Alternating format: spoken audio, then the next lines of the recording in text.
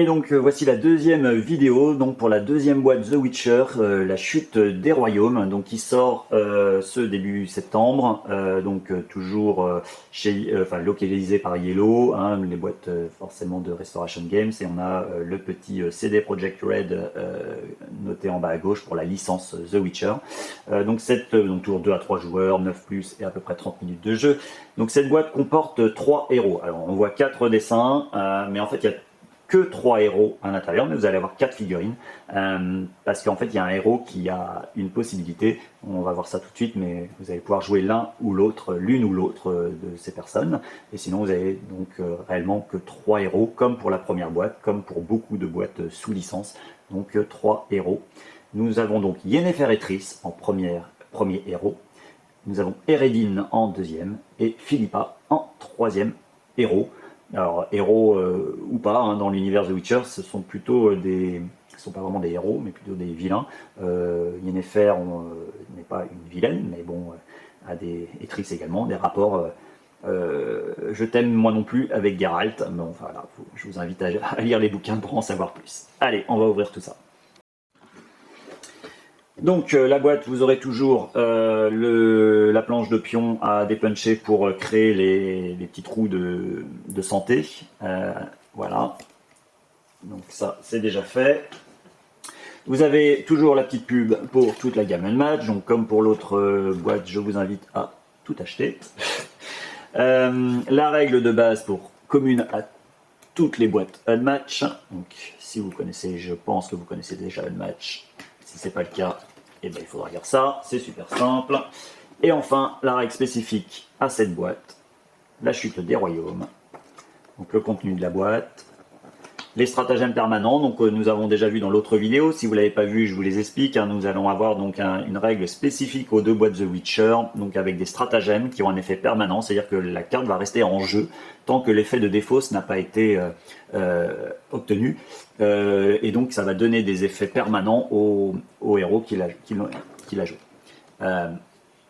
Donc, les règles spécifiques de cette boîte, nous avons Yennefer et Triss, des héroïnes rivales. Donc, en fait, au début de la partie, vous allez choisir soit de jouer Yennefer, soit de jouer Triss. Donc, on va le voir, elles ont chacune leurs règles et leur capacité de combattant. Donc, si vous prenez Yennefer en héros, vous aurez Triss en acolyte. Et si vous prenez Triss en héros, vous aurez Yennefer en acolyte. Donc, on reviendra sur leur capacité spéciale. Eredin, roi de la chasse sauvage, donc là rien de très spécifique, enfin c'est marqué sur sa carte héros, on va voir ça aussi. Et Philippa, c'est la même chose, on verra directement avec sa carte spécifique. Et donc la spécificité de la carte, on va voir ça tout de suite avec la carte de cette boîte.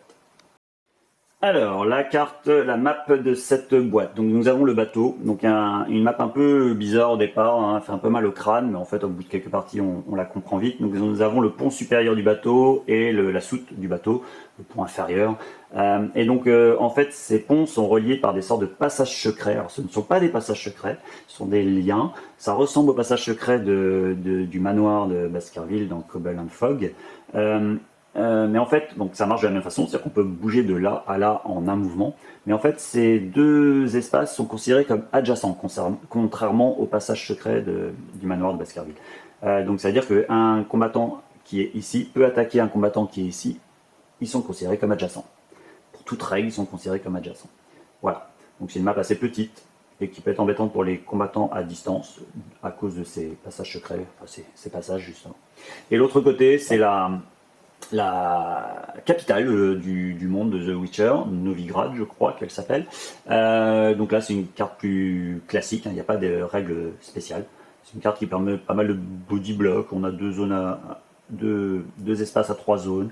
Voilà, elle est beaucoup plus classique. Et donc le contenu de la boîte, on va regarder surtout les figurines, si vous le voulez bien. Donc nous avons Triss. Triss, donc une magicienne aussi, hein, avec sa petite flamme.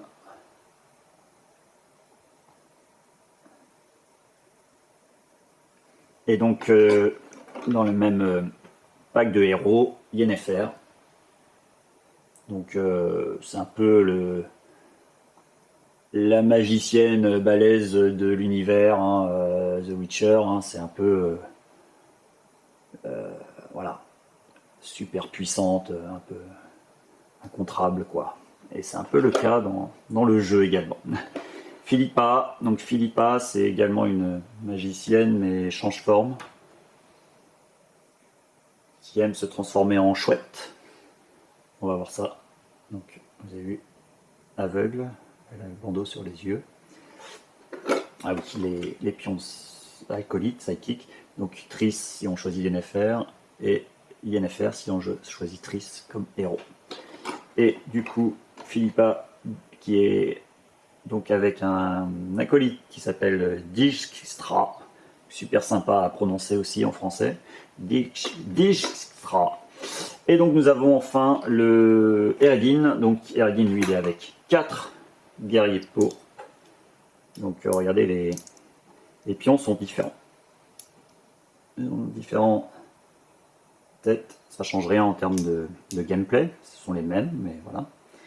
Et Eredin. Alors Eredin, c'est pareil, sa figurine, c'est un peu comme le Leshen. Bon, il est moins imposant que le Leshen, mais il est quand même super imposant par rapport à d'autres figurines. Vous voyez la différence de taille, la différence de carrure. Donc, très belle figurine également. Et ben c'est parti pour les cartes. Allez, on va commencer par Eredin. Donc Eredin, on vient de voir sa figurine. 14 points de vie. Et 4 acolytes. Le dos des cartes. Ok. Donc Eredin est un combattant en mêlée avec 14 points de vie, 2 points de déplacement. Donc on n'a pas de personnage avec 3 points de déplacement dans le jeu. Dans les 2 boîtes The Witcher, il y a même un avec un seul point, l'ancien Leshen, mais sinon ils ont tous 2 points de déplacement. Et il est accompagné de 4 cavaliers pourpres, qui sont des attaquants en mêlée également. Alors, la capacité de Eredin, roi de la chasse sauvage. Lorsque tous vos cavaliers pourpres sont vaincus, Eredin devient enragé. Donc ça déjà, ça fait un petit peu penser à un certain Achille. Donc si Eredin est enragé, on ajoute +1 à la valeur de toutes ses cartes actions. Aussi bien en attaque qu'en défense. Il aura +1 à toutes ses valeurs. Et en plus, sa valeur de déplacement est désormais de 3. Donc voilà, le premier et seul personnage avec une valeur de déplacement de 3. Bon, on verra Philippa, ça peut changer également aussi. Mais voilà, Eredin peut avoir 3 points de déplacement et +1 à toutes ses valeurs s'il est enragé. Et donc pour ça, il faudra que ces 4 cavaliers pourpres meurent. Donc en fait, toute sa gageure, lui, tout son jeu va tourner autour de ça, d'essayer de faire en sorte que ces cavaliers meurent le plus rapidement possible pour être enragés et taper fort. Alors on va commencer donc par son stratagème avec sa capacité permanente, donc la spécificité de ces boîtes The Witcher, ces stratagèmes qui restent en jeu tant que l'effet de défausse n'est pas atteint. Donc puissance des ANL, on pioche une carte et on gagne une action. Mais en permanent, Eredin ne subit aucun dégât autre que les dégâts de combat et d'épuisement. C'est-à-dire que tous les dégâts d'après-combat, tous les dégâts spécifiques à une capacité spéciale, il ne les prend pas. Donc il n'y a que en combat, tant que cette carte est en jeu, il n'y a que les combats qui lui feront des dégâts.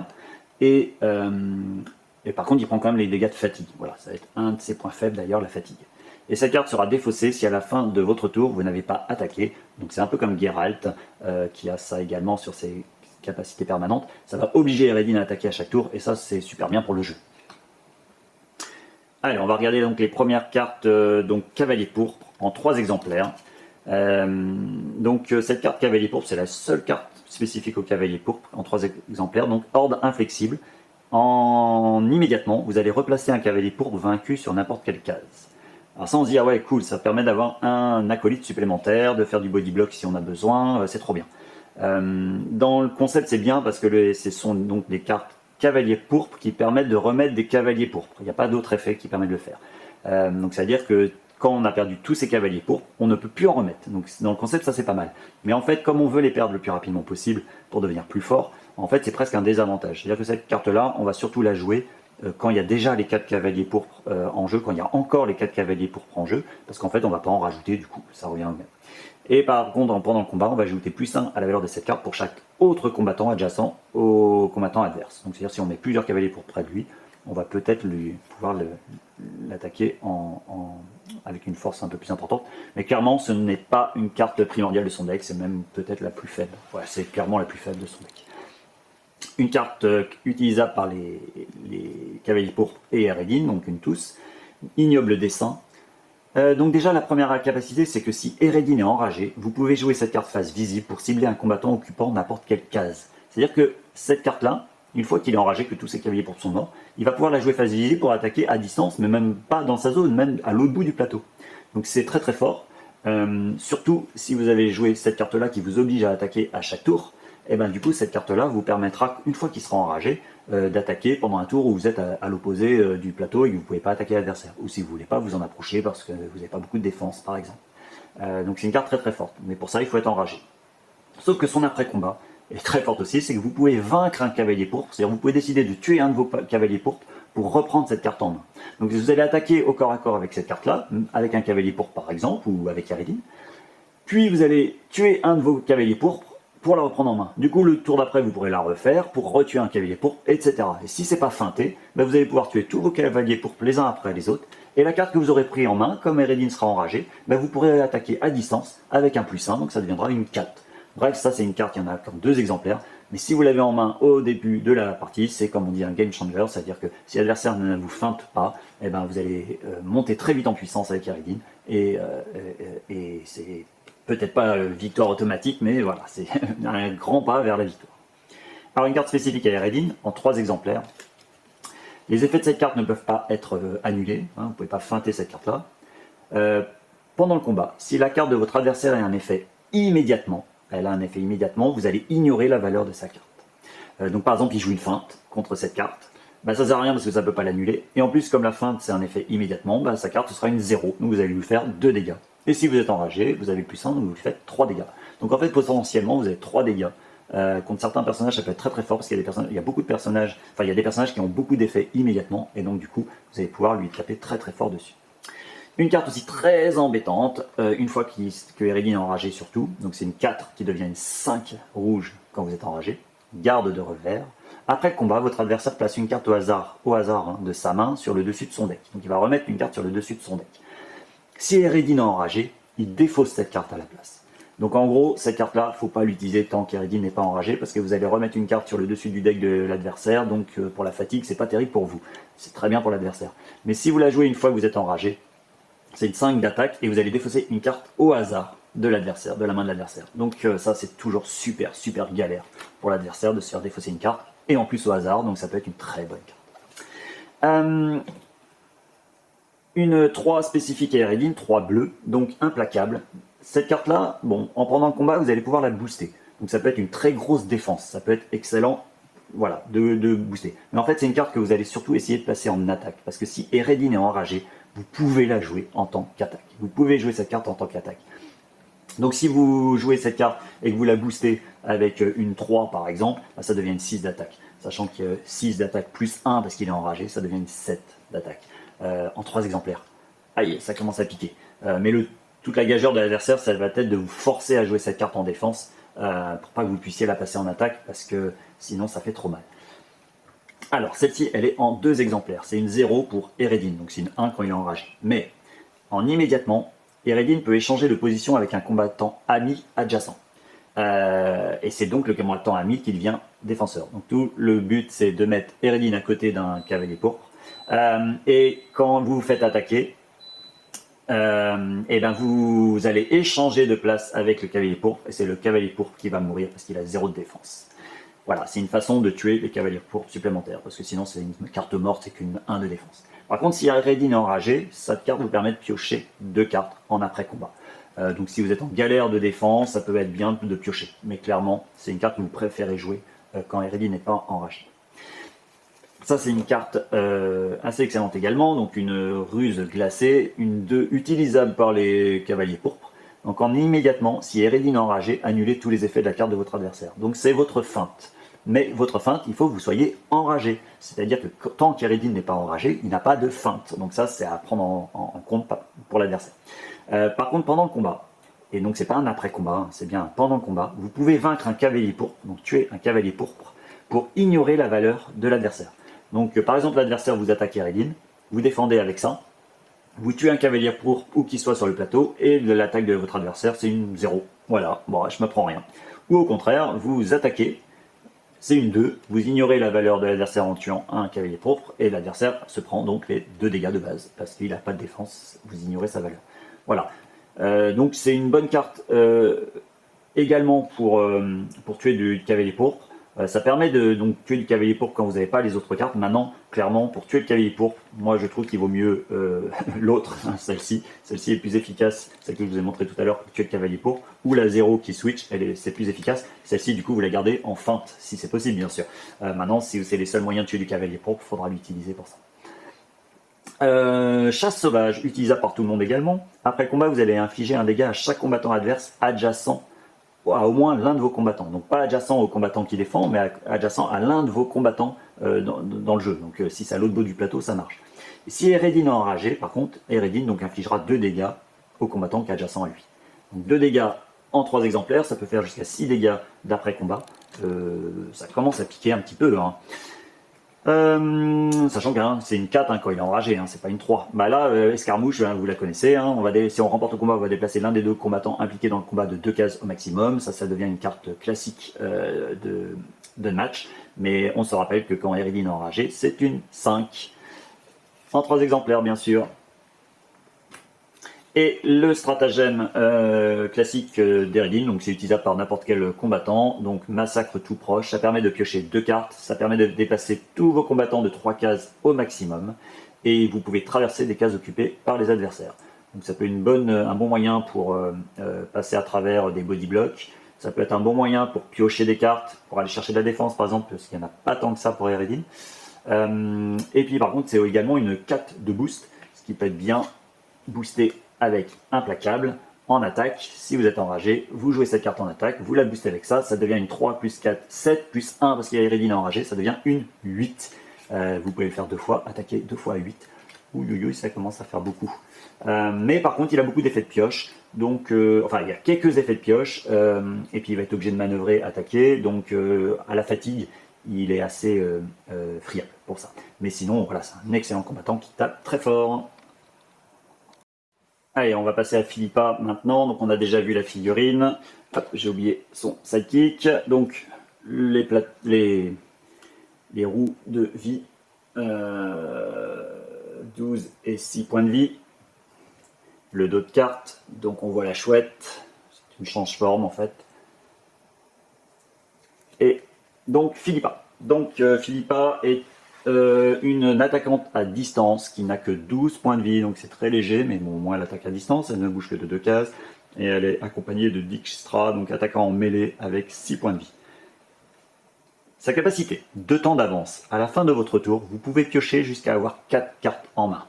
Donc Philippa ne sera jamais à court de cartes. Si elle finit son tour avec 2 cartes en main, elle pourra repiocher 2. Si elle finit son tour avec 0 carte en main, elle pourra en repiocher 4, etc.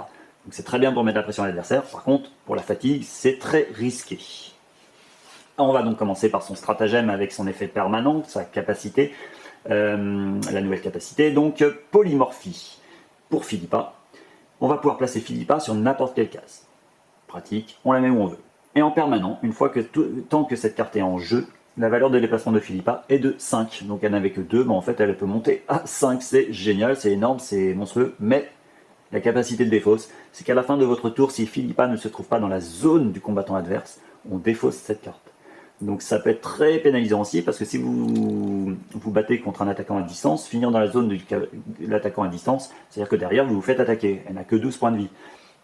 C'est pas génial. Par contre, et puis si vous êtes contre un attaquant en mêlée, bah, d'accord, vous pouvez finir à distance dans sa zone, mais si vous êtes dans sa zone, c'est que vous n'êtes pas très loin de lui non plus. Bon, bref, c'est pas évident à utiliser. C'est surtout sa capacité à la placer où on veut qui est intéressante. Maintenant, c'est aussi une 3 de boost. Bon, voilà, il y a plusieurs façons de l'utiliser. Alors, une carte spécifique à Philippa. Super dessin encore. Donc une 3 d'attaque, sphère foudroyante. Après le combat, si vous n'avez pas effectué d'action de manœuvre lors de ce tour, infligez un dégât à chaque combattant adverse dans la zone de Philippa. Donc si vous êtes déjà dans votre zone au début de votre tour, vous faites un dégât à tout le monde. Si l'adversaire a fait l'erreur de laisser des acolytes dans votre zone à la fin de son tour, bah vous les éliminez tous d'un coup, comme ça. Acolyte à un point de vie, c'est Au revoir. Une 2 d'attaque rouge, éclair en chaîne. Après le combat, vous allez choisir une zone dans laquelle se trouve Philippa, une seule zone. Si elle est dans une case triple zone, il faudra en choisir qu'une. Et vous allez infliger un dégât à chaque combattant adverse dans sa zone. Donc c'est exactement le même résultat que l'autre, un dégât, voilà. Donc en fait, si elle utilise les 5 contre le héros adverse, déjà, ça peut faire 5 dégâts d'après combat. Donc ça peut, c'est pas mal quand même, 5 dégâts d'après combat. Alors, la forme de la chouette. Alors, forme de la chouette, ça ressemble à forme de la bête de Dracula. Bah, c'est exactement la même chose, c'est-à-dire que pendant le combat, vous allez pouvoir défausser autant de cartes que vous voulez de votre main pour ajouter plus 1 à cette carte. Donc c'est un peu la carte low cost, c'est un peu la forme de la bête low cost, hein, parce que la forme de la bête c'est une 6. Mais vous, donc, vous défaussez des cartes pour donner plus 1, vous l'avez par contre en 3 exemplaires, alors que la forme de la bête elle n'est qu'en 2 exemplaires. Et surtout, vous allez être beaucoup plus enclin à défausser des cartes de votre main, puisque à la fin de votre tour, vous refaites votre main à 4. Donc si par exemple vous avez une main de 7 cartes, vous jouez cette carte-là en attaque, il vous reste 6 cartes dans les mains, vous défaussez les 6, ça fait une attaque à 9. Oui, à 9. Voire même si vous avez manœuvré en début de tour, vous pouvez faire une attaque à 10, parce qu'il vous reste 7 cartes en main. Donc une attaque à 10, vous n'avez plus aucune carte dans les mains, ce que ferait jamais Dracula, sauf en fin de partie, par exemple. Vous, en fait, vous allez repiocher 4 cartes, en espérant piocher de la défense, bien sûr. Ça peut être risqué, mais du coup, ça peut faire beaucoup de dégâts d'un coup. Donc c'est assez intéressant, moi j'aime bien ce concept. Alors souvent on va plutôt l'utiliser en finisher, c'est-à-dire si vous êtes sûr de tuer l'adversaire, vous allez le faire, et vous n'allez pas le faire si vous n'êtes pas sûr de tuer l'adversaire. Maintenant, c'est assez fun à faire en partie quand même, hein. Après, nous avons une carte rouge, donc régicide. Si le combattant adverse est un héros, la valeur de cette carte est une 6. Donc clairement, on va toujours la jouer contre le héros adverse. Une 6 d'attaque, si c'est feinté, ça fait toujours 2 dégâts sur une feinte normale. Et si c'est pas feinté, c'est une 6 d'attaque et 2 autres cartes à 6. Donc vous voyez que ça lui fait quand même quelques grosses attaques qui peuvent être intéressantes. Sachant que Philippa attaque à distance, il n'y a pas tant de personnages attaquant à distance qui font ces dégâts-là. Quand on pense à Robin des Bois par exemple qui a des 5 d'attaque rouge, c'était exceptionnel. Elle peut avoir des 6, hein, donc, voire plus. Donc voilà, ça peut être intéressant. Nous avons enfin les cartes violettes, donc briseuse de sorts, spécifiques à Philippa. Immédiatement, vous allez annuler tous les effets de la carte de votre adversaire. Donc ce sont vos feintes, vous en avez 3, mais en plus, elles vont terminer le tour. Ce sont des super feintes, enfin voilà, des feintes qui en plus terminent le tour. Donc ça c'est génial si l'adversaire a joué une première attaque sur sa première action, il ne va pas faire sa deuxième action, il va rester dans votre zone, ou adjacent à vous. Ou alors s'il a des effets d'après combat, il ne va pas les faire, ou alors, enfin voilà, il y a plein d'effets qui font que c'est très embêtant. Par exemple contre les Raptors qui vont gagner des actions, ou Brucey qui va gagner des actions, et vous voulez dire non, non, hop, je termine ton tour. 4 violettes. Ruse, votre adversaire peut se défausser de une carte. S'il ne le fait pas, vous infligez 2 dégâts au combattant adverse. Donc en 2 exemplaires, ça fait encore des dégâts automatiques, hein. Là il y en avait déjà 5, plus 4 ça ferait 9. Donc là clairement l'adversaire il va sûrement défausser une carte, un petit regroupement, quelque chose s'il a, mais ça peut être bien galère de défausser des cartes. Donc une très bonne carte, très très bonne carte. Complot rédanien, donc utilisable par tout le monde. Alors attention, cette carte elle est en 3 exemplaires et puis on a le dessin de Dijkstra dessus, et quand on joue pour la première fois Philippa, les premières fois, on a tendance à croire que cette carte, c'est une carte de Dijkstra, mais c'est pas le cas, c'est une carte qui peut être utilisée par Philippa, donc faut pas l'oublier, ça, surtout pas. Donc complot rédanien, en immédiatement, votre adversaire peut se défausser d'une carte, donc c'est le même principe que celle-ci, sauf que là, vous allez, s'il ne le fait pas, vous allez ignorer sa valeur. Donc soit en attaque, du coup il va se prendre 2 dégâts, un peu comme celle-ci, soit en défense, du coup vous n'allez rien vous prendre parce que vous allez ignorer sa valeur. Donc souvent l'adversaire, s'il attaque une grosse carte, il va être obligé de défausser pour vous faire les quelques dégâts. Et en défense, s'il ne défausse pas, il se prend 2 dégâts, ça fait encore des dégâts automatiques, ça peut monter haut, donc souvent il va défausser une carte. Donc on se retrouve déjà avec 5 défausses chez l'adversaire, ce qui est assez énorme. Et enfin, vous voyez, on a après que des stratagèmes ou des cartes bleues. Donc c'est un personnage qui est assez contrasté, il a beaucoup de rouge, beaucoup de bleu, peu de violette, donc ça peut être embêtant, il faut le prendre en compte. Voilà, vous pouvez vous retrouver avec des phases où vous n'avez que du rouge et du jaune en main, ça peut être très embêtant. Alors, poussière aveuglante, Philippa, donc seulement Philippa, ce n'est qu'une 2 de défense. Sachant que vous n'avez que 12 points de vie encore une fois, hein, ça peut descendre très vite. Mais après combat, vous pouvez vous défausser d'une carte. Et si vous le faites, vous infligez autant de dégâts à l'adversaire que la valeur de boost de la carte défaussée. Donc, vous jouez ça en défense, vous l'avez en 2 exemplaires. Vous jouez ça en défense, vous défaussez celle-ci et vous faites 3 dégâts à l'adversaire. Ou alors une forme de la chouette, 3 dégâts à l'adversaire. Vous le faites 2 fois, ça fait 6 dégâts. Là, je pense qu'avec tous vos dégâts automatiques, c'est terminé pour l'adversaire. Donc bah voilà, le but c'est de le passer avant de mourir, bien sûr, sachant qu'il faut tuer l'adversaire sans mourir en ayant joué celle-là, parce que comme c'est une carte de défense, c'est que l'adversaire est le joueur actif. Donc c'est un peu à double tranchant. Voilà, c'est pas une carte, enfin bon, c'est une très bonne carte, hein, je trouve. Maintenant, Philippa, elle est difficile à jouer, hein, donc faut pas mourir. C'est un peu le concept de match. Parce que là, vous voyez, vous avez à nouveau une 2 de défense, ce qui est clairement pas énorme non plus pour Philippa. Entrave paralysante, donc en immédiatement, la valeur de la carte de votre adversaire est égale à sa valeur imprimée et ne peut pas être modifiée.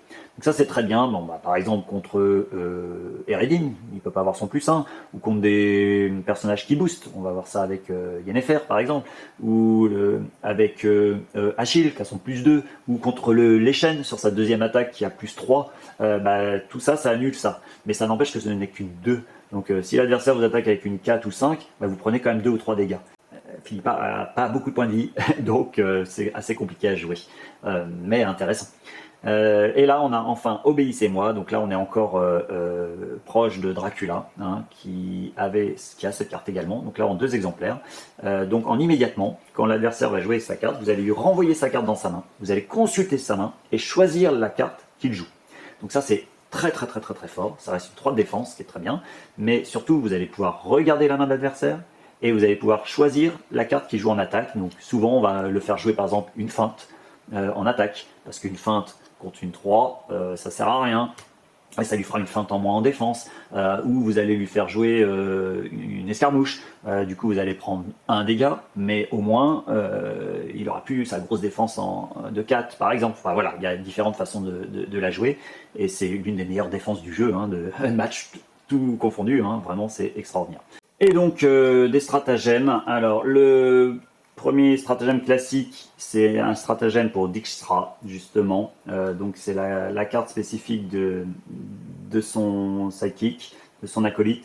Rien que pour cette carte-là, vous allez vouloir le protéger, c'est-à-dire le mettre derrière Philippa dans un premier temps. Si vous arrivez à sortir ces 2 cartes-là, après vous allez l'utiliser comme body block et qui prennent les dégâts à la place de Philippa. Mais cette carte est vraiment très sympa. Ruse du maître espion, vous allez choisir donc un adversaire si vous jouez avec plusieurs adversaires, mais donc votre adversaire va devoir vous révéler 4 cartes de sa main, donc il va choisir 4 cartes de sa main, et vous allez choisir 2 de ces cartes que vous allez défausser. Puis après il repiochera 2 cartes. Donc ça c'est très bien pour le plan fatigue, parce que vous allez l'obliger à piocher 2 nouvelles cartes, et surtout parmi ces 4 cartes, il y en a forcément 1 ou 2 qui vont être intéressantes, et donc vous allez lui défausser 1 ou 2 cartes. Donc ça c'est toujours bon à prendre. Voilà. Et enfin, la carte, un stratagème donc en 2 exemplaires pour Philippa, qui est assez compliqué à mettre en place, mais qui peut être intéressant. Donc, on va choisir un des 2 effets. Donc, il y a un effet qui est de piocher 3 cartes. Franchement, normalement, avec la capacité de Philippa, vous ne devriez pas avoir besoin de trop l'utiliser cet effet. Mais par exemple, si vous avez vidé votre main avec une forme de la chouette et vous avez repioché 4 cartes, le tour d'après, vous pouvez très bien jouer ceci si vous le piochez pour repiocher 3 cartes et du coup, vous arrivez à 4 moins 1 avec cette carte plus 3, ça fait 6. Vous refaites une main à 6 cartes. Et si vous allez repiocher une forme de la chouette, vous pourriez enchaîner avec une autre, par exemple. Mais bon, c'est surtout le premier effet qui va être intéressant à passer si vous y arrivez, parce que comme Philippa a très peu de points de vie, vous allez vouloir réajuster la santé de Philippa sur 5. Alors attention, ça ajuste la santé de Philippa sur 5, ça ne monte pas de 5 points de vie. Donc vous allez devoir la jouer quand elle se rapproche de 1 point ou 0 point de vie. Donc il y a un petit côté Graal, le Saint Graal du roi Arthur, en plus facile à utiliser. Par exemple, si vous êtes à 3 points de vie, vous l'avez utilisé, vous avez gagné 2 points de vie dans l'affaire. Après, vous pouvez essayer de la jouer au maximum quand vous arrivez qu'à 1 point de vie. C'est peut-être un peu chaud, mais du coup, vous allez gagner 4 points de vie dans l'affaire. Et vous l'avez en 2 exemplaires, donc ça peut être intéressant à jouer. C'est même souvent... ça fait la différence entre une victoire et une défaite, parce que Philippa, on l'a vu, elle n'a pas des super défenses et elle n'a que 12 points de vie. Voilà. Voici pour Philippa, donc c'est un personnage qui est plus compliqué à jouer, qui est plus technique à jouer que les autres. Peut-être le personnage le plus faible des 2 boîtes The Witcher, mais moi ça fait partie des personnages que j'aime jouer. Voilà. Allez, la dernière, ou plutôt les 2 dernières, parce qu'elles sont 2, Yennefer et Triss. Donc, les 2 figurines qu'on a déjà vues, que voici. Yennefer et Triss donc, sont accompagnés de Yennefer ou Triss. En fait, vous allez donc choisir au début de la partie, en fonction de l'adversaire, si vous voulez jouer Yennefer en tant qu'héroïne et Triss en tant qu'acolyte, ou Triss en tant qu'héroïne et Yennefer en tant qu'acolyte. Et donc vous avez le pion acolyte avec Yennefer d'un côté et Triss de l'autre côté. Voilà. C'est la même chose pour les points de vie. Vous avez un côté Yennefer, héroïne, un côté Triss, héroïne, et de l'autre côté vous avez Triss, héroïne, et Yennefer, acolyte. Donc ça, quand vous allez monter les roues de points de vie, faites attention de bien les monter dans le bon sens pour avoir bien les points de vie. Bon, il n'y a rien de compliqué, mais voilà, il ne faudrait pas vous tromper. Le dos de carte, avec les deux personnages, en fait, les deux sigles, Triss et Yennefer. Et donc les capacités. Donc, il a la capacité de Yennefer, donc clairement c'est la plus forte des deux. Enfin voilà, moi je préfère jouer Triss, hein, comme toujours, j'aime bien les capacités un peu plus techniques mais moins fortes. Yennefer, j'aime pas trop, pourquoi? Parce qu'en fait c'est la capacité du roi Arthur en amélioré, et en très très amélioré, et ça m'énerve un petit peu. Mais donc Yennefer est une attaquante à distance, elle n'a que 14 points de vie, et Triss a 6 points de vie. Ça change pas, sur les deux fiches c'est la même chose, elles sont toutes les deux à distance, 14 points de vie, 6 points de vie. La capacité de Yennefer, elles ont 2 points de déplacement, pardon, toutes les deux, toujours. Donc la capacité de Yennefer, c'est magicienne de Vengerberg. Donc immédiatement, c'est un effet immédiatement. Si Yennefer attaque, vous pouvez booster son attaque. Donc c'est exactement comme le roi Arthur pour le boost, c'est-à-dire que vous allez jouer une attaque plus une autre carte pour rajouter la valeur de boost à la valeur de votre attaque. Sauf qu'elle, elle n'a pas besoin de le faire en posant sa carte comme le roi Arthur. Le roi Arthur, il doit jouer sa carte en attaque, puis dire je booste avec celle-ci. Et si l'adversaire feinte sa carte, joue une feinte, son boost sera défaussé et annulé. Et bien elle non, elle va jouer son attaque, donc elle va jouer une attaque, n'importe laquelle. Voilà, elle va jouer une attaque, on va la voir tout de suite. Et si l'adversaire joue une défense, et ben, en fonction de la défense que l'adversaire a jouée, elle va pouvoir dire en fait je booste mon attaque ou pas. Enfin voilà, elle pourra choisir, contrairement au roi Arthur qui lui doit le jouer avant la défense de l'adversaire. Et donc en plus, la petite phrase qui fait mal pour le roi Arthur, c'est que cet effet ne peut pas être annulé. C'est-à-dire que Yennefer pourra toujours booster son attaque si elle le souhaite, contrairement au roi Arthur. Bon, voilà. C'est pas ultime en soi, parce que du coup ça vous fait utiliser 2 cartes sur une attaque, mais ça va vous permettre de faire des attaques d'une force telle que normalement l'adversaire va pas tenir longtemps, et puis surtout le roi Arthur il a plus rien pour lui, du coup le pauvre, mais bon, c'est comme ça.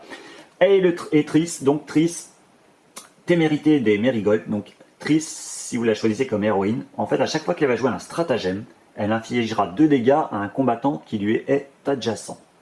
Donc vous jouez une carte jaune, à chaque fois que vous jouez un stratagème, une carte jaune, et avec Triss, ça fait 2 dégâts, donc adjacent par contre, donc c'est un peu embêtant parce que comme elle est attaquante à distance, elle a les points de vie et les défenses qui vont bien d'une attaquante à distance, c'est-à-dire c'est un peu plus léger qu'un attaquant au corps à corps, mais sauf que sa capacité elle se fait au corps à corps. Donc en fait ce sera bien surtout si vous jouez contre un combattant au corps à corps qui lui est mêlé, parce que lui comme il va venir adjacent à vous, vous pourrez utiliser sa capacité. Après vous pouvez jouer aussi contre un attaquant à distance, qui n'a pas beaucoup de points de vie, ça peut faire beaucoup de dégâts. Sachant qu'elle fera 2 dégâts à chaque fois et qu'on peut déjà vous le dire, il y en a 1, 2, 3,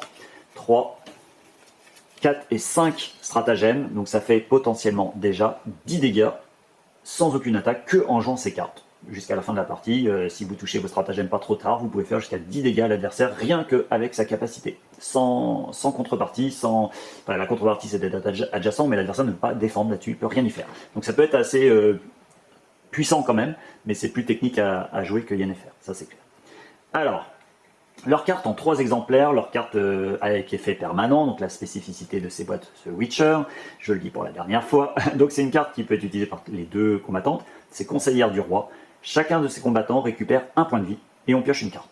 Donc c'est intéressant, on peut récupérer donc 2 points de vie sur les 2 en tout. C'est en 3 exemplaires, donc ça peut faire 3 points de vie chacune à récupérer, donc c'est toujours intéressant. Et surtout l'effet permanent, il est monstrueux pour Yennefer, parce qu'une fois qu'il est en jeu, vous ajoutez plus 1 à la valeur de vos boosts. Donc Triss, ça va lui permettre de booster pour arriver au corps à corps plus facilement pour sa capacité. Bon, c'est un petit bonus, c'est pas extraordinaire et tout, mais c'est surtout Yennefer, avec sa capacité, comme elle booste ses attaques, et ben, toutes ces valeurs de boost auront plus 1, donc elle aura encore plus 1 à toutes ses attaques. Donc comme je le disais avec l'ancien les chaînes, c'est une carte qui ne peut pas se cumuler, les effets permanents. Quand vous en avez joué un, si vous en jouez un deuxième, le premier est défaussé. Donc vous ne pouvez pas accumuler plus 3 en attaque, c'est déjà assez fort. Et l'effet de défausse de cette carte, c'est que vous défaussez cette carte si vous n'avez pas attaqué. C'est le même que pour Eredin et c'est le même que pour Geralt. Et donc ça, c'est super bien pour le jeu parce que ça oblige à attaquer, ça oblige à être agressif et à pas rester dans son coin. Donc ça, c'est des petites avancées dans le jeu qui sont quand même... voilà, ça paraît rien, des détails, mais en fait, c'est super bien. Allez, on va déjà voir la première carte de Yennefer qui va vous faire la détester comme moi parce que le roi Arthur n'a plus lieu d'être. Même s'il a déjà plus lieu d'être, mais voilà, bon je rigole, elle est très très forte et très intéressante à jouer, mais voilà. Donc une carte spécifique à Yennefer, c'est la seule carte spécifique à Yennefer, en 3 exemplaires, 7 d'attaque. Bon, heureusement qu'elle est faite, parce que 7 d'attaque, vous dites, Arthur, lui, il a une 6 d'attaque en un seul exemplaire, quoi. Elle l'a en 3, une 7, qu'elle peut booster sans être feintable, qui peut avoir plus 1 en boost. Waouh, ça commence à faire beaucoup. Mais vous allez voir la capacité. Donc c'est incinération. Donc surtout les effets de cette carte ne peuvent pas être annulés. Et l'effet c'est quoi? C'est que l'adversaire peut se défausser de 2 cartes pour ignorer cette carte. Ouf, parce que là ça faisait beaucoup quand même. Donc en fait l'adversaire, il ne faut pas qu'il joue low end pour pouvoir défausser des cartes. Ça va toujours être galère parce que défausser 2 cartes ça fait très très mal, mais en fait il va défausser les 2 cartes. Alors pourquoi? Parce qu'en fait enfin, ça va dépendre. S'il a joué une grosse défense, vous allez vous dire immédiatement, est-ce que je booste cette attaque? Parce que si vous boostez cette attaque, vous allez augmenter sa valeur, mais là l'adversaire va dire, oh, ok, moi je défausse 2 cartes, et du coup le boost n'aura plus lieu d'être, puisqu'on ignore la valeur de cette carte. Donc là, on ignore le boost également. Donc en fait, cette carte-là va rarement être boostée par Yennefer. Souvent, ça va être une 7 pure, et elle va pas la booster. Du coup, l'adversaire, s'il a joué une 5 en défense, par exemple, il peut peut-être se dire, je préfère prendre 2 que défausser 2 cartes, parce que ça fait cher, 2 cartes. Mais bon, voilà, c'est une excellente carte. Encore plus excellente, je trouve, la carte spécifique à Triss. Donc elle a une carte spécifique, mais qu'en 2 exemplaires. Donc elle peut l'utiliser à distance, bien sûr aussi. Donc c'est Tempête de grêle des Mérigold. Après le combat, votre adversaire, donc l'adversaire choisit un des effets. Et ça, je trouve ça génial que ce soit l'adversaire qui choisisse. Soit il se défausse de 2 cartes. Tiens, ça me rappelle quelque chose. Soit il se défausse de 2 cartes, mais sachant que là, ça annule pas sa valeur d'attaque. Ça a pu faire des dégâts. Soit il inflige 3 dégâts à son héros. Waouh, ça pique. Soit il défausse 4 cartes de son deck, 4 premières cartes de son deck. Et là, pour la fatigue, c'est catastrophique. Sachant qu'elle en a 2, ça pourrait faire jusqu'à 8 cartes. Alors, si c'est feinté, ça fait déjà 2 dégâts, c'est toujours ça de prix. Et sinon, derrière, il va devoir défausser 2 cartes de sa main ou infliger 3 dégâts à son héros. Il va être, je pense, souvent obligé de faire un de ces 2 effets-là. 4 cartes de son deck, ça fait mal pour la fatigue, mais bon. Donc voilà, 2 excellentes cartes pour les 2 magiciennes. Ce sont les 2 seules cartes spécifiques à chacune d'elles. Toutes les autres cartes, comme celle-ci, ce sont des cartes tous, donc elles peuvent être utilisées toutes les 2. Et on va continuer dans les cartes rouges, donc une 1 rouge, portail d'ubiquité. Après combat, placez l'un des combattants impliqués dans le combat sur n'importe quelle case et gagnez une action. En 3 exemplaires. Donc ça, si vous gagnez des actions, ça peut faire tomber des défenses, et du coup vous continuez à attaquer l'adversaire. Ça peut permettre de mettre Triss à côté de l'adversaire pour jouer après un stratagème. Ça peut vous permettre de vous écarter de l'adversaire de quelques cases tout en restant dans sa zone pour l'attaquer et ne pas rester à côté de lui. Bref, une très bonne carte. C'est toujours bon d'avoir des cartes à 1 comme ça qui font gagner des actions, parce que du coup ça fait tomber les défenses de l'adversaire. Celle-ci est très forte également, donc explosion retentissante. C'est une 3 rouge seulement, que vous avez en 3 exemplaires. Mais après combat, si vous avez remporté le combat, vous reprenez cette carte en main. Avec Triss, ça va être compliqué, mais avec Yennefer, si vous boostez cette attaque, ça peut devenir une 5 ou 6, et du coup vous allez la reprendre en main. Du coup vous allez avoir beaucoup d'attaques avec elle, et donc ça fait très mal. Après on passe aux cartes violettes, donc une 3. Violette, boule de foudre. Après le combat, si vous avez remporté le combat, votre adversaire se défausse d'une carte. Donc ça en défense, ça peut être le cas. Souvent, en une 3 en défense, ça peut remporter le combat, puisqu'en cas d'ex-aequo, vous remportez le combat. Et puis en attaque avec Yennefer, si vous attaquez et que vous boostez, l'adversaire va être obligé de défausser une carte. Par contre, si vous perdez le combat, non seulement l'adversaire doit quand même se défausser d'une carte, mais vous aussi. Donc en fait, les deux se défaussent d'une carte. Donc vous, c'est galère, mais l'adversaire doit quand même se défausser d'une carte. En 3 exemplaires, ça commence à faire quelques défausses, un peu obligatoires. Là. En fait, elle est relou pour ça, mais c'est son jeu. Elle va défausser beaucoup de cartes à l'adversaire. Télépathie, immédiatement. Votre adversaire peut se défausser d'une carte. S'il ne le fait pas, annulez tous les effets de cette carte. Sa carte. Donc en 3 exemplaires. Donc en fait, c'est votre feinte. C'est une super feinte parce que c'est une 3. Mais c'est une feinte conditionnelle à la défausse, à une non-défausse de l'adversaire. C'est-à-dire que l'adversaire peut décider de défausser une carte pour que vous ne lui annuliez pas sa carte. Donc, donc pour moi, c'est pas vraiment une défausse en plus, c'est plus un désavantage, c'est que en fait votre feinte elle n'est pas sûre de sortir parce que l'adversaire a toujours la possibilité de vous empêcher de le feinter. Donc ça en fait c'est un peu un désavantage. Enfin un désavantage pour Yennefer et Triss. Mais bon, ça reste quand même une carte à défausser. Une 2, en 2 exemplaires, rapide et prête. Après combat, vous allez placer votre combattant sur n'importe quelle case de sa zone et piocher une carte. Ça peut permettre de s'éloigner d'un combattant au corps à corps qui vous enchaîne les actions. Ça peut vous permettre de vous mettre adjacent à l'adversaire pour balancer un petit stratagème en début de tour prochain. Bon, voilà, il y a quelques utilisations. Par contre, c'est qu'une 2. En défense, c'est vraiment pas drôle. Alors là, on a une 4 bleue qui est excellente, puisqu'en immédiatement, votre combattant récupère un point de vie. Donc c'est une 4 avec une récupération de points de vie. Donc en fait, c'est comme si vous aviez une 5 bleue. Si vous avez perdu au moins un point de vie, c'est comme si c'était une 5 quasiment. Voilà. Donc une super carte de défense. En 3 exemplaires. En 3 exemplaires également, la dernière carte bleue, donc entrave paralysante. Donc ce n'est qu'une 2 bleue, c'est pas énorme. Mais en fait, la valeur de la carte de votre adversaire est égale à sa valeur imprimée et ne peut pas être modifiée. Ah, ça vous dit quelque chose? Eh ben oui, c'est la même que Philippa. Donc ça peut être bien contre des personnages comme l'ancien de l'échelle qui va faire sa deuxième action avec son plus 3. Du coup, ça va annuler son plus 3 en fait. Voilà, ça va être bien pour tout ça, mais ce n'est qu'une 2 bleue. Donc assez friable également. Et enfin, le dernier stratagème. Stratagème comme ces 3-là qui font des dégâts avec Triss, je vous le rappelle. Le stratagème est très particulier, mais avec Triss, il est excellent, surtout en fin de partie. En fait, la loge des magiciennes, donc chaque joueur va révéler simultanément une carte de sa main. Donc tout le monde va choisir une carte de sa main face cachée, on la révèle ensemble, et on va vérifier la valeur de boost. La valeur de boost, déjà, c'est le nombre de cartes que vous allez piocher. Donc, par exemple, si vous mettez une 3, vous allez piocher 3 cartes. Si vous mettez une 1 de boost, vous allez piocher une carte. Et ça, vous le faites en même temps que l'adversaire, puisque c'est simultané. Et surtout après, celui qui a pioché le plus de cartes, donc qui a la valeur de boost la plus élevée normalement, il va prendre un nombre de dégâts égal sur son héros. Donc par exemple, s'il a pioché 3 cartes, et que c'est lui qui a pioché le plus de cartes, il va se prendre les 3 dégâts sur son héros. Donc ça peut faire très très très très mal. Avec Triss, du coup ça se cumule à ces 2 dégâts, ça peut monter haut. Par exemple, vous gardez une 1 comme ça, vous jouez la loge des magiciennes, vous mettez une 1, vous révélez, vous piochez qu'une carte, l'adversaire il a des 2 en main ou des 3 en main, mais il va se prendre 2 dégâts en piochant. Ça peut être bien aussi en fin de partie, en finisher, si par exemple l'adversaire n'a plus de cartes dans son deck ou peu, vous jouez cette carte, vous faites déjà 2 dégâts à son héros, vous révélez les cartes et l'adversaire il va devoir piocher des cartes qu'il n'a plus, et donc pour chaque carte qu'il ne peut pas piocher, il va se prendre 2 dégâts. Et donc ça peut faire beaucoup de dégâts en fin de partie. Voilà, c'était Yennefer et Triss. On passe donc à la conclusion. Voilà pour cette deuxième et dernière boîte The Witcher, la chute des royaumes. Donc avec 3 personnages, 4 presque, assez intéressants. Donc clairement, Yennefer et Eredin sont un peu au-dessus du lot en termes de puissance. Au niveau compétitif, c'est clairement les personnages les plus hauts.